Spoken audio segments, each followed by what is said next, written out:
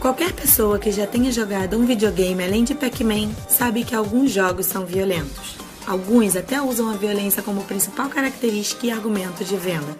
Mas será que esses jogos acabam incentivando a violência nos jogadores?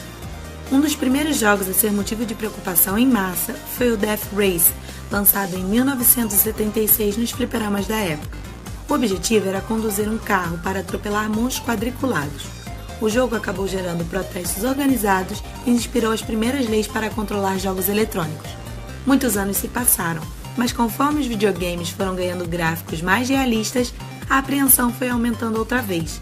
E não era só violência, alguns jogos retratavam tortura e discriminação racial. Isso foi o suficiente para criar uma discussão que dura até hoje, além de dar origem a inúmeras pesquisas científicas. Mas o que as pesquisas dizem? Muitos estudos já foram feitos para entender qual a relação entre jogos violentos e o comportamento agressivo dos jogadores. Isso sem falar nas opiniões da imprensa e da população. Às vezes a mídia chama atenção, por exemplo, para o fato de que muitas pessoas que cometem crimes violentos gostam de videogames.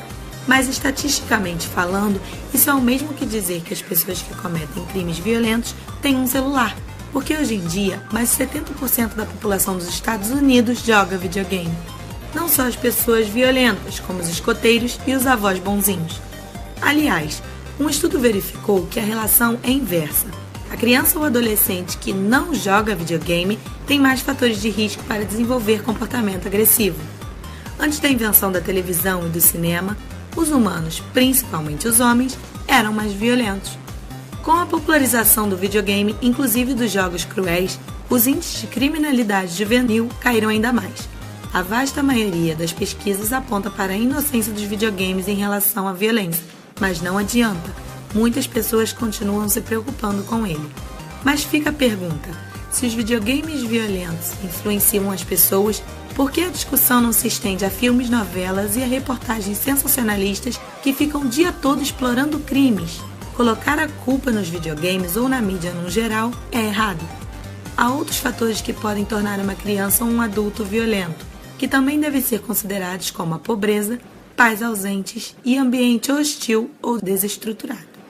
Um dos massacres mais conhecidos que acreditam serem inspirados por videogames é o famoso massacre de Columbine, em que 2 jovens estudantes do Instituto de Columbine em Colorado, nos Estados Unidos, atiraram em vários colegas e professores. Mas há vários outros casos.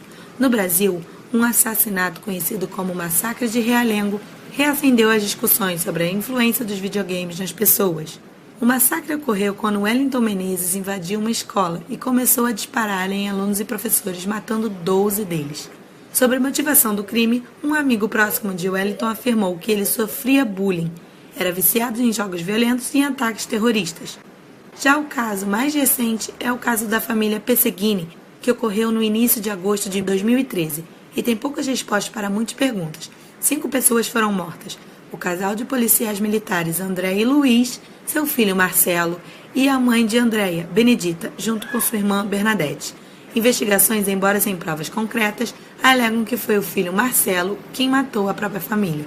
Logo depois, cometeu suicídio.